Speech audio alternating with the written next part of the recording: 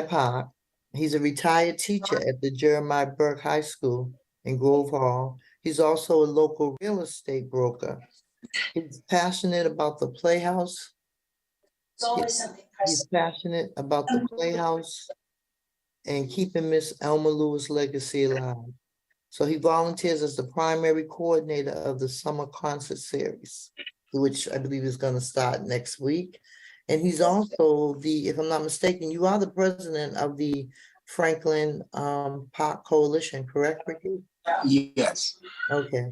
So I appreciate you coming on this morning. I thank you.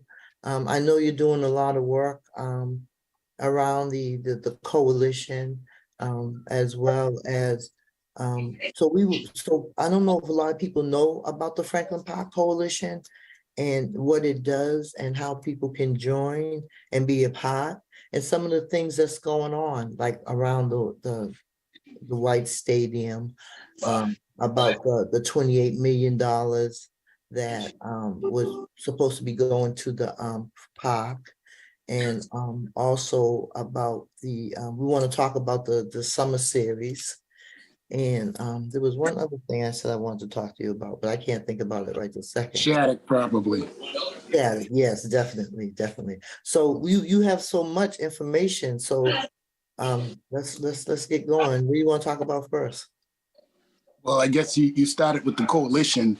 The coalition was started in the 70s by Alma Lewis and Louis Elisa and Richard Heath and a few other people. And it was started because at that time, Franklin Park was neglected.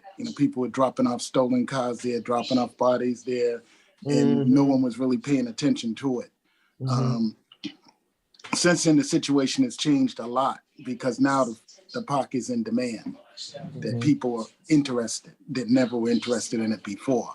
And we were here all along. So, it's imperative that we make sure we keep watch of the park. And so one of the things that Franklin Park Coalition does is advocacy. We advocate for the park in terms of funding and care and stewardship. Also, we talk about issues that are affecting the park, like you mentioned, the development of White Stadium, the substance abuse beds over at Shattuck, the Franklin Park Action Plan, which Walsh had provided the $28 million from the sale of the garage downtown. The other things we do is programming. As you know, we do Playhouse in the Park, Alma Lewis's Playhouse in the Park. We 3 years ago, I created the Franklin Park Jazz and R&B Festival, which takes place September 16th this year. It's going to be the third annual. It's on the same date as the one they used to have in the South End that Berkeley pulled out of. And so we grabbed that date and we created a whole new thing in Franklin Park that so far has been pretty successful. This year, we're going to be having the Avery Sunshine headline, and quite a few other local artists will be in it as well. So this is taking the place where the jazz festival used to be down on the south. No, we're not taking their place. We started our own thing. Oh, okay. So you have one as well as they. Yeah, I've created one 3 years ago. Okay. But we just took that date because it was available because they weren't having the one in the South End. Okay. Because if we had tried to do the same date when they were having the one in the South End, then it would be conflict. Right. So it worked because the first year that I tried to do it, I picked a date, and then I found out that was the same date as the Cambridge Jazz Festival. So I had to pull it back and didn't get to do it that year. And so 2 years later, I was able to do it, and it was very successful. And then last year, we did it. We brought Margot Thunder back from California to be our headliner. And like I said, again, this year, we're having a recording artist, Avery Sunshine. This is Pastor Bruce Wall. Plans are now underway to create and produce a fundraising concert along with a talent search component for Boston Praise Radio and TV and WBPG-LP 102.9 FM radio. The date for the concert is Sunday, March 17th, 2024 at 4 p.m. at the Global Ministries Christian Church, 670 Washington Street, Dorchester, Mass., zip code 02124. Again, the date is Sunday, March 17th at 4 p.m. Sunday, March 17th at 4 p.m. Here's the good news. The concert and talent search is free. The goal is to raise $5,000 on the night of the event. Renee, Pastor Hobbs, and I are looking forward to meeting you and thanking you for your support. Again, the date for the concert and talent search is Sunday, March 17th at 4 p.m. at the Global Ministries Christian Church, 670 Washington Street, Dorchester, Mass. Zip code 02124. For more information, call us at 617-282-0685 or email us at bostonpraiseradio.tv@gmail.com. That's bostonpraiseradio.tv@gmail.com.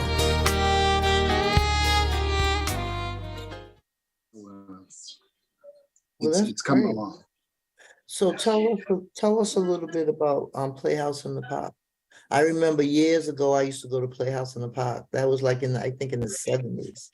Me too. Yeah. And yeah, she started it 1966. And I was up there because I lived in Grove Hall at the time. And I was up there just about every night. And she had Duke Ellington and a lot of the big Duke Ellington, Count Basie, Odetta, Olatunji taught at the school, so he'd have the drums up there. She'd have plays up there. She'd have poetry. She had all kinds of activities, and it took place from July 4th to Labor Day every summer. I think they said she did it for 12 summers. Wow. And so Christine Parf, I guess she read into the history of it, and once she became executive director of Franklin Park Coalition, she decided she wanted to try to recreate it. And so the first year she recreated it with Alda Marshall, and they had a big show up there that year. Then I happened to see in the banner that she was looking for people who were interested in reviving the Playhouse, and I answered that ad. And from answering that ad, I ended up here as president of the coalition and chairman of the group that puts on the Alma Lewis Playhouse in the Park. So this year is our 20th anniversary of the recreation of Alma Lewis Playhouse in the Park. So we've actually done it longer than she originally did it. Wow. So Ricky, tell me, when does it start? When does Playhouse in the Park July start? 11th, next Tuesday, world premiere. And it's every Tuesday, correct? Every Tuesday from July 11th to August 15th. July 11th is going to be world premiere. The next Tuesday is going to be, I can't think of the group that's coming. I'll let you know. Thene Wilson. Thene Wilson is the next group. And then the third one is Perfect Example. The fourth one is going to be Glenn Washington, a Jamaican recording artist. That's Caribbean Night, which coincides with Jamaican Independence Day. And then the fifth one is going to be E-Water Band. And then the last one is going to be recording artist Confunction. Wow, that sounds like a lively summer. So tell me, what time does it start? And I remember when I was up there last year, I saw vendors. What if someone wants to it starts about 6 o'clock. Starts at 6. And how does someone become a vendor if they want to become a vendor? They'd have to apply. Okay, so where do they go to apply?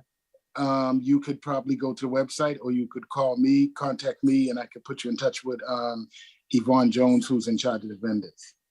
Okay, so if for someone that's listening, you want to give your number or you want an email where they can reach out to you?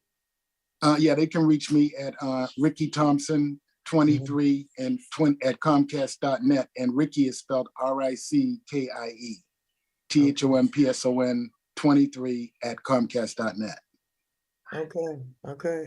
So and spaces are going fast, so if they're interested, they got to move quickly because it's a very popular event.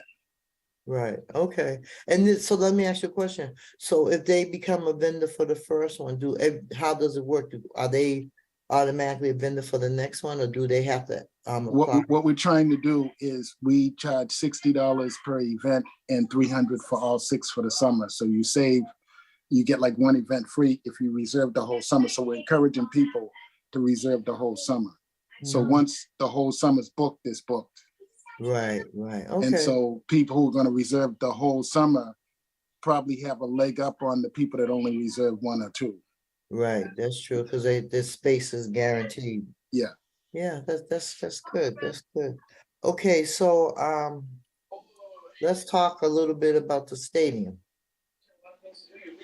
The stadium where it stands right now is that a RFP has gone out from the city, looking for people to investors to invest in the renovation of the stadium.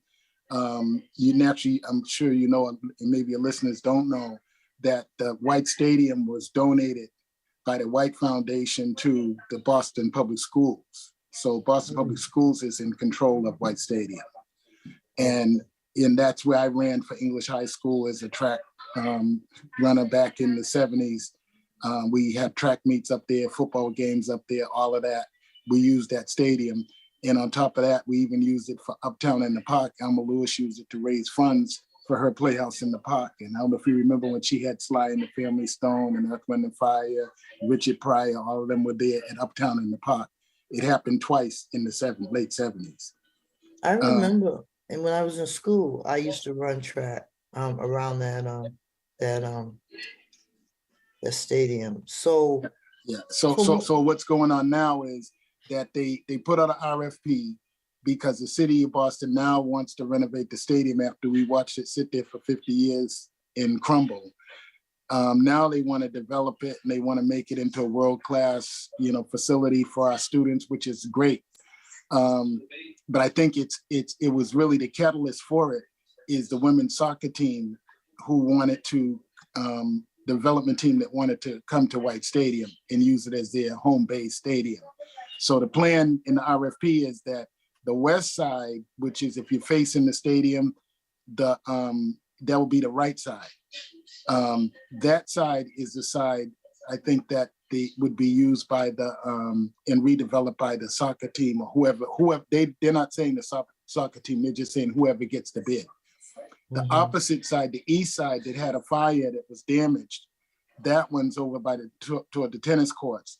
That one, Boston Public Schools plans to redevelop that, make it bigger and newer and handicap accessible, and also put in a building with a gymnasium and all of that. So this is the school department. This is the school department that's going to do this, and whoever bids on the other to do the soccer team. The soccer team will lease the east side of the stadium and have use of the whole stadium for their games, which is only so many times a year. I can't remember the exact number. I think but it's probably under 20 times. I think they said 20. Yeah. So that's the plan, that the city is looking for them to finance this redevelopment, or at least co-finance this redevelopment. I'm sure the city's putting in money as well, but they hope to get a good portion of the money from whoever rents it. And from my view, I would say it's most likely going to be the soccer team, because no one else would have any interest in doing that. Who else would want to do that? So that's what's going on. So I think the bids were due on the 26th of June. So I haven't heard any more of it since then. But we did meet with the team who's developing it. And we got to ask them questions and all of that. Naturally, the major questions are the impact on the neighborhood in terms of so many people and cars and parking and all of that kind of stuff. So those are the major kinks that they have to work out, because I think it could be a good thing for the school department and for the city if it gets developed. It needs to change. It needs not to stay the way it's been for the last 50 years. But how that happens is really the issue. Right, because I did hear about the soccer team, but it seems like to me that if the city of Boston also, because Greetings, sweet lamb, gospel recording artist here to invite you to a very exciting event. It will take place at Global Ministries Christian Church on March 17th from 4 to 7. It will be a gospel concert fundraiser to support Boston Praise Radio and TV. And guess what? It's free. So come on out and support yours truly as we minister and mark Green the Oracle, psalmist Sister Corrine Scott, world-renowned violinist Wesley Morris, the Women's Choir from Charles Street Church, and the Bullock Brothers, and more. Come on out, come get your praise on, and come support Boston Praise Radio and TV. I believe that some of the schools don't have like facilities to be able to do, exercise or games and track or whatever they need to do. It seems like is it because of the fire that they don't have it, or is it just because no one's just thought about Franklin Park? I remember when we were growing up, we all used it because most of the schools didn't have it. Most of the schools didn't have their own football field. Most of the schools didn't have their own track. And so all of us, all of the city schools, the district schools, we all competed in White Stadium. Mhm. Over the years, some of the schools do have it, like Madison Park has their own football field, English High has their own football field, and you could probably name a few others. So the situation's changed a little bit from when we were in school. Right. But we still want the students to be able to use that. And that was one of the things that had to be worked out, and it sounds like it has been. Because in the beginning, they were saying that they were going to try to build another stadium somewhere else for our kids to compete. But I think that's off the table now. I think that the new plan calls for making it so that our students will still be able to use it. Okay. Well, I want to ask you this. This isn't about Franklin Park. This is just about I just want your opinion on the John O'Brien being moved to West Roxbury. What do you think about that? That's interesting because it's always been in Roxbury. Right. When we went to school, it was technical at Boston Tech, right up on Warren Street where Latin Academy is now. So for them to move that to West Roxbury is interesting because West Roxbury is where I first started teaching. My first 2 years, I taught at West Roxbury High School.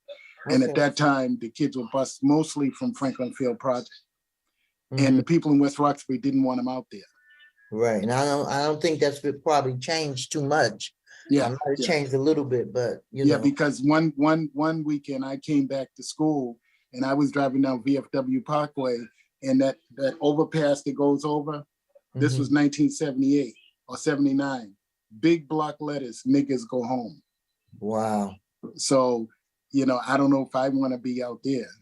Right. And I think to me, it almost seems like a setup because our kids have to get from Roxbury and Dorchester up into West Roxbury. It's a hike. Yeah. Huh? It's a hike. Yeah. And then they say that, they're going to have shuttles. But you know how that works. Sometimes the shuttles don't show up or whatever, or the kids can't get to school on time. So that's going to be a problem. And so the other thing I worry about is when I taught there, that was a beautiful campus. And it seems like everything they put there has failed. They say that this is not the first group they put there. They say there's some toxic things going on in there. Yeah, it was built on a dump in a swamp.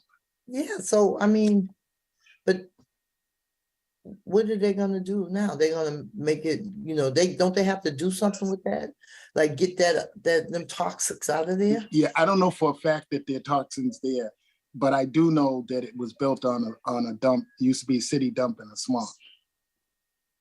It sounds like toxic. So I don't know. I don't know for sure if that's the case, and I don't know if that's even the biggest concern. I think your concern about the students having to travel so far is one, because most of the students that go to O'Brien don't live in West Roxbury. Exactly. So And I think that's one of the biggest issues. And the fact that they say they want to do Madison Park, make it bigger and better and, first class. But I'm sorry, the stuff that's been going on. Madison Park has missed the mark so many times because that was the old Boston trade and girls trade when we were in school. Trade, yeah. And those kids left Boston trade and they went out into industry and they got jobs as plumbers and carpenters and auto mechanics and all of that. The kids from Madison don't do that. Right. And Madison doesn't make any demands on the union to take those kids in because those are good jobs that they should be training kids and being in partnership with the unions, and they're not doing it. So They failed miserably. Yeah. So I'm thinking, so there has to be a plan, but what is the plan? Because it seems like we don't find out about the plan until it's almost done. I mean, I feel like it was very disrespectful to our community to go on and make that announcement that they were moving that school without talking, to the parents or the students, just, so. But that happens all the time in my experience. I taught in Boston Public Schools for 34 years. Wow. During that time, when they talked about changing curriculum, which is the most important thing, they never talked to parents. And they never talk to parents on almost anything. And then they wonder why the parents don't come to parent night. Because they don't really have anything to talk about. The only thing they got to talk about is how your kid was acting up. Or if your kid's an A student, they'll stroke the parents, say, oh, your kid is wonderful and all of that. But when it comes to really substantive stuff, like what affects the school, the physical plant, the curriculum, the teachers, all of that stuff, they don't consult parents. It's so sad. It really is sad. And another thing, I mean, in the election in 21, we voted for elected school committee, but it just seems like that was ignored. Right.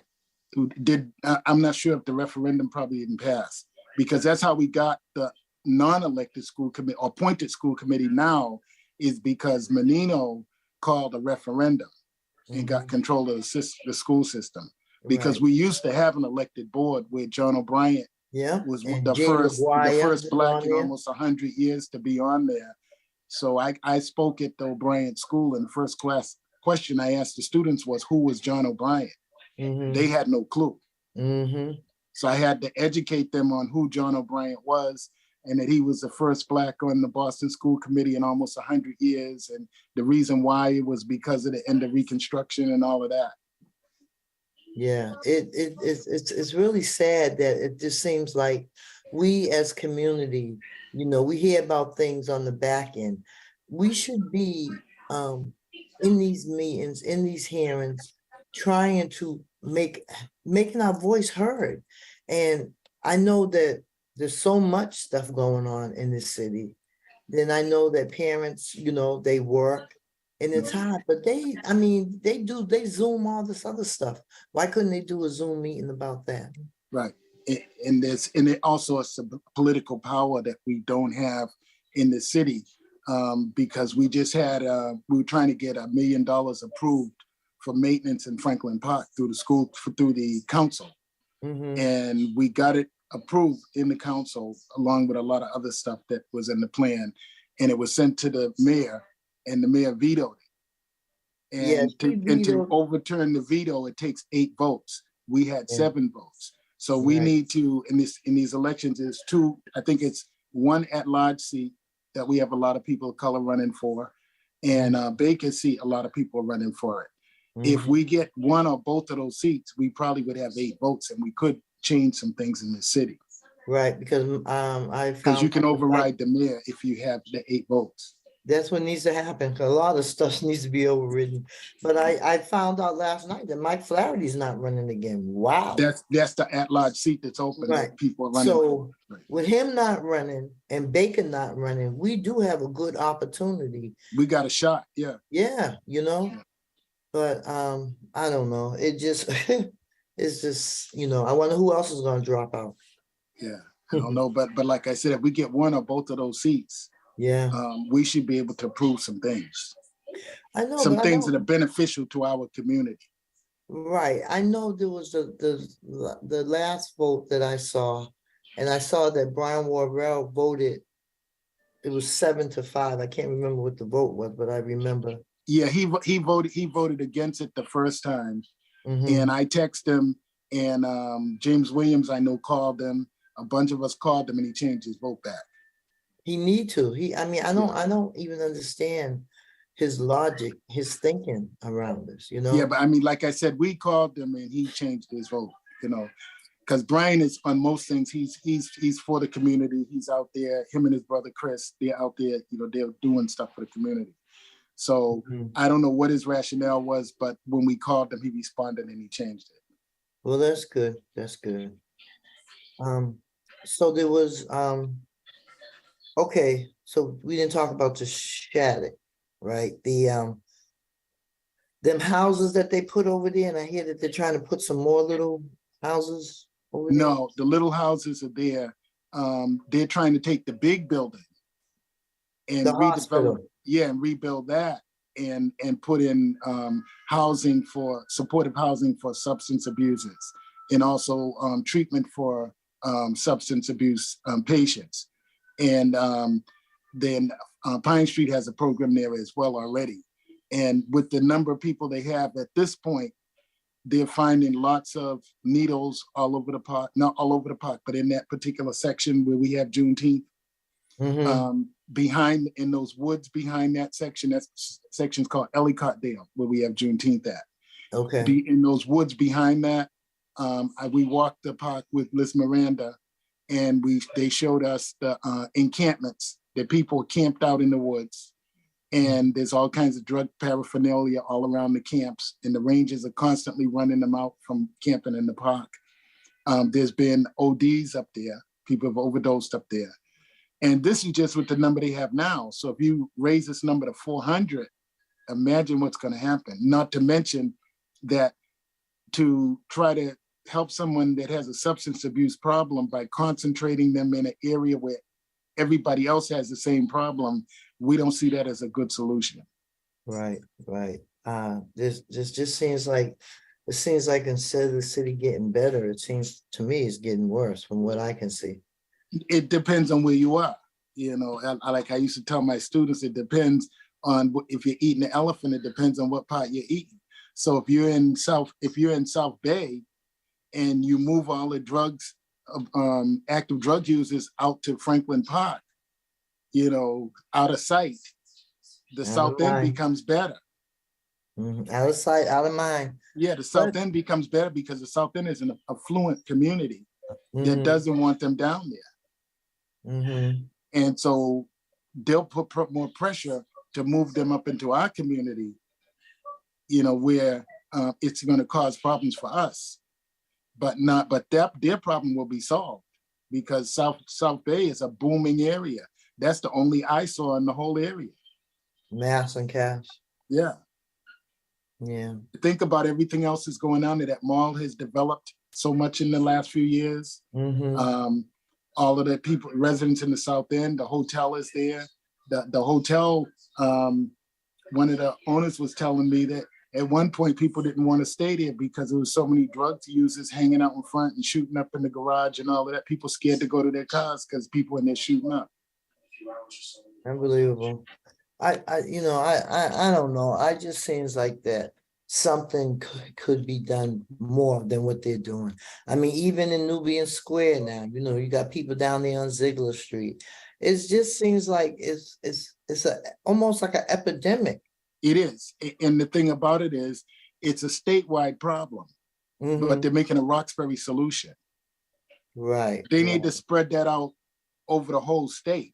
You know, I mean, we don't mind taking our share. Franklin Park Coalition has always had the position that we would support supportive housing and we would support drug treatment for people at Shattuck, but not at the numbers they're talking.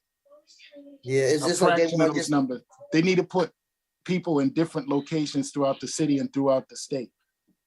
Right, because a lot of the people, from what I understand, down there aren't from Boston. A lot of them are from way out, you know, and so we have, not only are we getting their burden, but also we're losing our own. You know, we're not even able to live the way that we want to live because there's so much other things that are going on that are hurting our community. Right. And the other thing about Roxbury is that there's already a plethora of sober houses and drug treatment facilities, smaller ones throughout the community already. Yeah. This is Pastor Bruce Wall. Plans are now underway to create and produce a fundraising concert along with a talent search component for Boston Praise Radio and TV and WBPG-LP 102.9 FM radio. The date for the concert is Sunday, March 17th, 2024 at 4 p.m. at the Global Ministries Christian Church, 670 Washington Street, Dorchester, Mass. Zip code 02124. Again, the date is Sunday, March 17th at 4 p.m. Sunday, March 17th at 4 p.m. Here's the good news. The concert and talent search is free.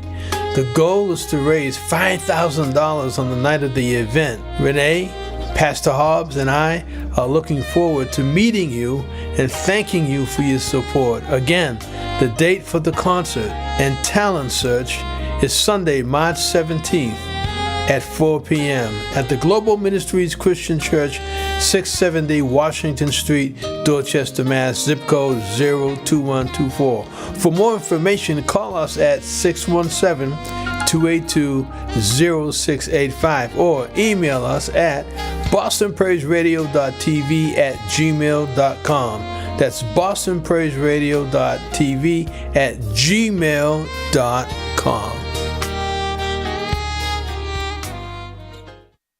And some people probably don't even know that that's what they are, you know? Yeah. But there are a lot of them, and it seems like everything gets dumped in Roxbury. Yeah, I was door knocking for one of the campaigns, and I knocked on a door, and it was like a sober house. didn't know it was there. You wouldn't know it was there. It looks like a regular 2-family on Maple Street. Mm-hmm. Yeah, that's what they do. I remember when they were trying to bring the Olympics here, and we had to shut that down because it would have been a disaster if they had brought the Olympics here next year. You know, it just seems like they're not really trying to help the Black community, for lack of a Black and brown community. You know, Right. We get all we get all the junk, we get all the mess. There's all the confusion. You know, our mayor doesn't listen to us. Not only does she not listen to us, she don't even involve us, you know? But if you get the 8 votes, you'll have to. Well, hopefully we'll get the 8 votes because there's nothing but people of color running in District 3, right? And citywide, yeah. And citywide, there's only, how many people? There's Cliff Brady. Cliff is one, yeah. And then there's Henry Santana. He's he came out of the mayor's office. He used to work for the mayor. He does something. I can't remember what it is. Civic engagement, I think right. Yeah. And right now those are the only 2 at large. And it's funny that I mean, it would have been nice if Michael had decided earlier, because there might have been some other people that may have wanted to jump in the race, you know, but now I believe that the signatures are all, you know, yeah, you have to have all your signatures in now. So plus the other thing is, I think that's one of the things we need to watch out for as a community, of so many of us running for the same spot and diluting the vote to the point that we can't have a chance of getting in at all. Right. That's why we miserably lost the mayor's race, because Right. there were so many people in there splitting up the vote. Right. That's why we're trying to create a new political task force by way of the block. But we definitely do that. That does happen to us, unfortunately, you know. I would like to see the people who say they're going to run, why can't they just come together and sit down, have a conversation and say, you know, who we think would be the best? Why don't we because if we get behind one person, we can make changes, but everybody wants to be a superstar. Right. And we all lose. Exactly. Yeah, because we, like in the mayor's office, you talk about the mayor not listening to you. You could have elected somebody who would listen to you. Right. Yeah. You know, but we didn't. Yeah. And we messed up twice in a row. I know, Ricky. I don't know. I don't understand why we're like that. Well, crab battle mentality. Yeah. I think. Yeah. And the other thing too is you mentioned about, you know, Boston. The NAACP convention is coming here this year. And some of the concerns we have about that is that the community might not benefit at all, because it's going to all be in the seaport. Most people that go to a convention, they don't much venture out of where the convention area is, especially if they're not from that city, or they don't know nobody in that city. So unless we can come up with something to get them out of downtown, like we're hoping that maybe we could find a way to get some of them to come up to the Playhouse, to come into the community. you know. Right. But Also, you also have the fact that there's a lot that, you know, we could have, there's some things going on in Roxbury. There's some people that can do different types of tours, and you know, we got some decent restaurants in Roxbury, Dorchester, Mattapan, a few, not a lot. But it would be really a shame and disgrace if all them people spent all that money down at the seaport and didn't come into Roxbury, Dorchester, Mattapan. and then leave and say what a wonderful convention we had. And nobody benefited nothing from it. From a Black organization. This is not another community doing it to, that's us doing it to us. Right. I heard that they, what was I going to say? I lost my train of thought. You said you heard something. I know, I can't remember what it was. Yeah. Maybe it'll come back to me. Yeah, because you mentioned vendors. I've applied to be a vendor for them. That she gave the address at the meeting. I went on the site and I haven't heard from them. And then I said, well, maybe they lost it. So I applied again. I still haven't heard from them. And the thing is like a couple of weeks away. Right. That I think that's what I was gonna say, like around about the vendors. Like I know that Linda Dorsino is supposed to be like the consultant, and she, you know, saying reach out. But if you reach out to people and they don't respond, that's not a good look either. And no, that was the national. That was the national. It wasn't the local people. She gave us a national website. Okay, so my thing about that is, like, I know national is basically running, but what does Boston have? You know, what are they saying? What are they doing? I think they should demand to have a certain percentage of those vendors and businesses be from Boston at our convention in our city. Right. You know, I don't think she said the national will do the, you know, the vetting and all of that, but I still think that there should be a demand that Boston gets so many slots. Well, I heard that they raised $2 million for the convention, that the NAACP was giving $2 million. I thought the state gave them that. Yeah, did I say the city? Yeah, you said the NAACP. The state gave the NAACP. The state, right. Yeah, last time they gave them 5 when they got canceled. Really? Yeah. But when we had a meeting when the last time that they were going to do it, they said, I mean, Tanisha basically said, well, everything's going to be down at the seaport, and that is so unfair. So if they got less money, it's still going to probably everything's going to be down at the seaport. Yeah, the reason why it's down there is because they're claiming we don't have the facility, and we don't have a convention center in the community. No. And we don't have that many restaurants in the seaport. I only know of 1 or 2. Right. And then in the community, we don't have a lot more than like Darrow's and Slade's and stuff like that, you know. Yeah. I know Nia has there are a few down in Seaport, and I think there's another restaurant. Yeah, Nia's place that just opened. Mm-hmm. And somebody told me there's another one. I don't know. Is District 7, is that Black owned? I don't think so. Do you mean the district? The district, yeah. Yeah, I don't think it is, no. Yeah. But I know there's an Italian restaurant on Columbus Ave that's Black owned. Mm-hmm. And they have one in Newton too. What's the name of it? I can't think of it right now. Let me see if I can find it. It's right on the corner, I think, of either Mass and Tremont or Mass and Columbus. It's an Italian restaurant. And he has a big one in Newton. Mm. And then naturally you got Darrow's, you got Slade's, you got a bunch of West Indian restaurants, you know. Yeah, there's a lot. There's a lot of, like, they had the African restaurants, and yeah. See, that would take some effort to get people out to those places, or even just to make a list of all of those places. And if they could take an Uber, we got Uber now, they could just call Uber and say, take me to Darrow's from down there, and take an Uber back, you know. But someone would have to make a list of those restaurants and those businesses for people to patronize. Right. That would have been a good plan if someone had thought about that, you know, reached out to all the restaurants and try to come up with a plan. I remember when when the Democratic Convention was here and Brother Charles, he had, that's when he had his limousine service, First Choice. And they were able to come together as community people, and they provided the transportation. It's like, instead of, that would work instead of calling Ubers, right? If Yeah. they had a couple, different places, different people that had their own transportation services, Yeah. Plus, a lot of Uber operators are Black or people of color.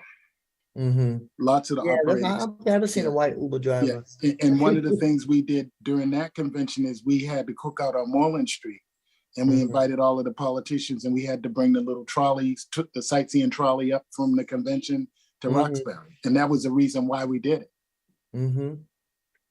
Yeah, I just, I don't know. It just sometimes it feels like we just do things that are not productive to us, that doesn't help us, that hurts us, and I don't know why. Yeah. Well, I think we just need to just keep the faith and keep the pressure on, and keep pushing for change. And logical things like that. The convention is a no-brainer. I signed up right away to be a vendor. And you still haven't heard nothing. And I still haven't heard anything. And See, but that's a way if a convention's coming and you're a vendor, you will want to be there, because that's an opportunity for you.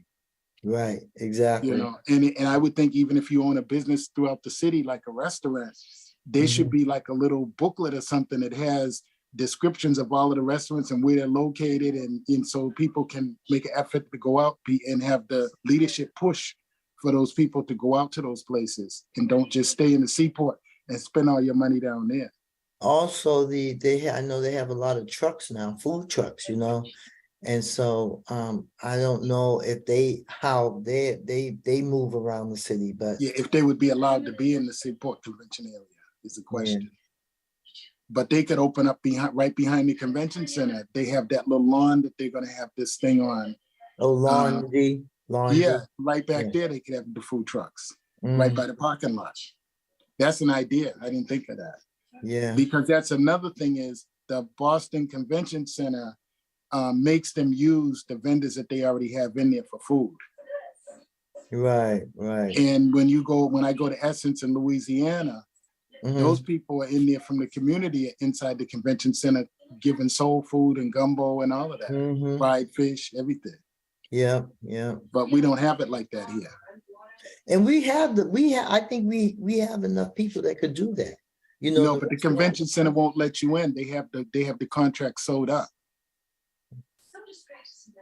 So you can't get in no matter how good you are. Wow. Yeah. It's almost discouraging, but we just have to keep on pushing and keep, like you said, keep on fighting. We have to. Because I see it as an opportunity. I always have seen it as an opportunity, because we don't have anything here. It's an opportunity to create something. Right. Just like Playhouse and the Jazz Festival and all of that. It's an opportunity to create because we don't have it.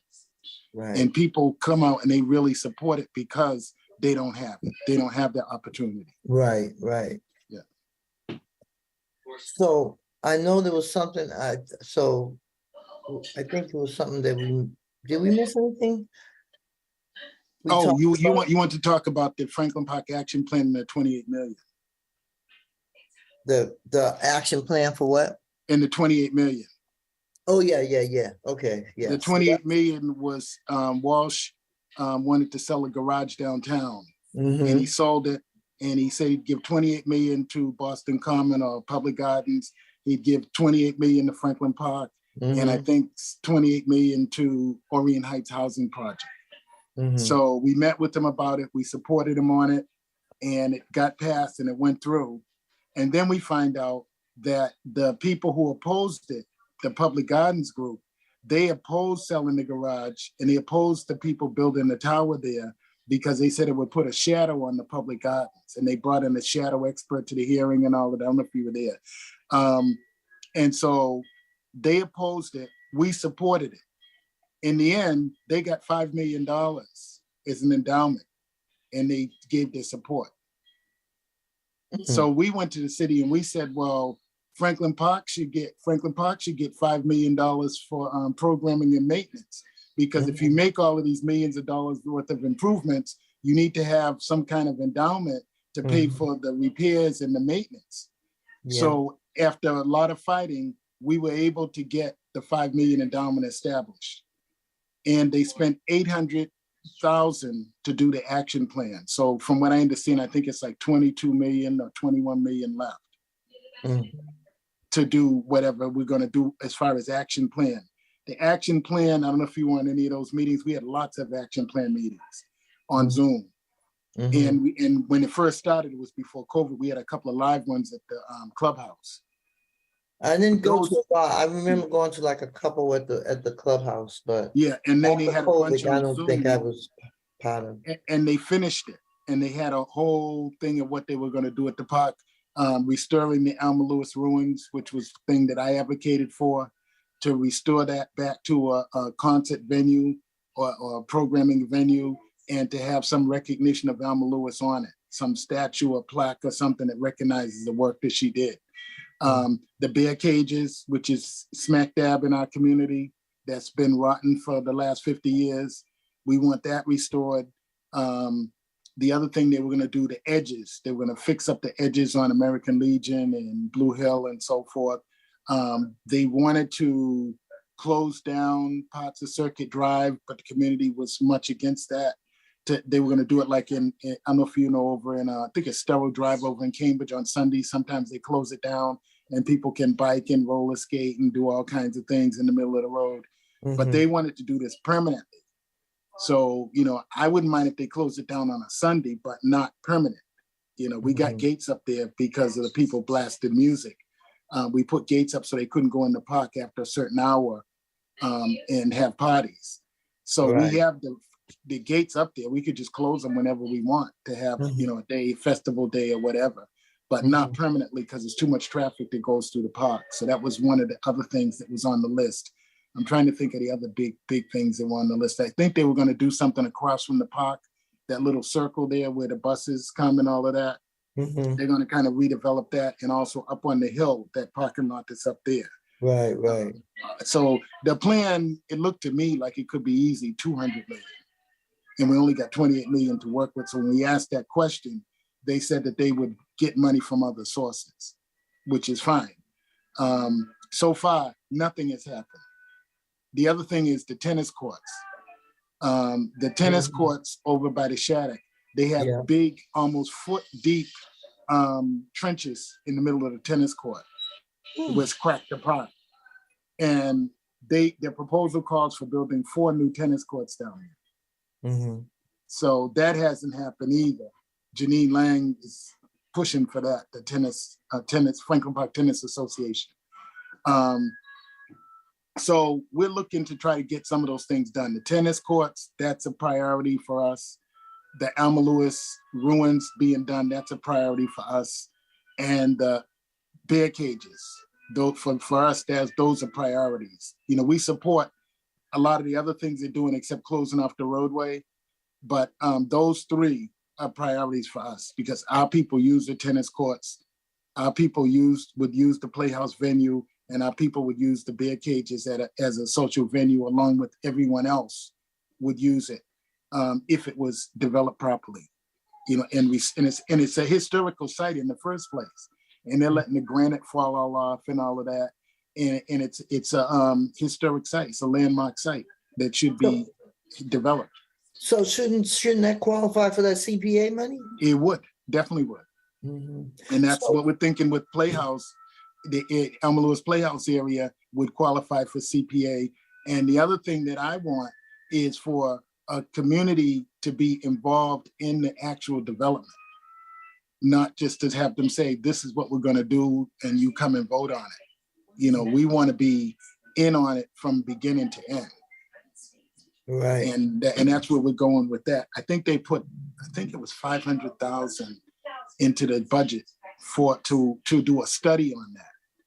But to me, why do a study? You need to hire an architect and have them start making some drawings and plans that the community can look at and say, this is option A, B, and C. Which one do you want? And get going. Yeah. Right. They're always doing studies that. Yeah, we don't need no study. They spent 800,000 on this action plan that's gone nowhere. That's You just know, money that just is being thrown away, basically. it's not I thrown know- away. People are actually pocketing and making that money. Well, we're And they not. don't look like us. That's what I'm saying. That's what I'm saying is being thrown away because we're not getting it. So Yeah. So it's not actually thrown away. People are really getting it. Yeah. yeah, So, but not us. yeah. But that's what the deal is with the 28 million. I think there's about 22 million of it left. And we do have the trust. We went through a lot of trouble to get the trust activated. We finally got it activated.